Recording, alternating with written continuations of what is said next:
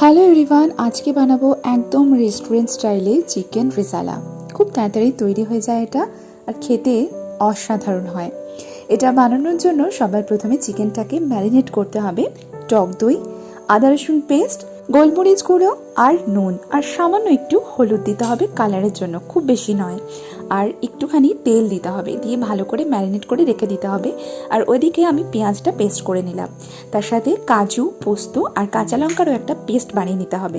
কড়াইতে তেল নিয়ে গোটা গরম মশলা, তেজপাতা, শুকনো লঙ্কা আর একটুখানি জয়িত্রী ফোড়ন দিয়ে তাতে পেঁয়াজ বাটাটা দিয়ে একটু ভেজে, আদা রসুন বাটা দিয়ে আরও একটু ভেজে ম্যারিনেট করা মাংসগুলো দিয়ে একটুখানি কষিয়ে ঢেকে রান্না করতে হবে 15 থেকে 20 মিনিট। এরপর কাজু, পোস্ত, কাঁচা লঙ্কা পেস্টটা দিয়ে নুন চিনি স্বাদ মতো দিয়ে আর অল্প একটু ধনে গুঁড়ো দিয়ে আবারও ঢাকা দিয়ে রান্না করতে হবে কিছুক্ষণ।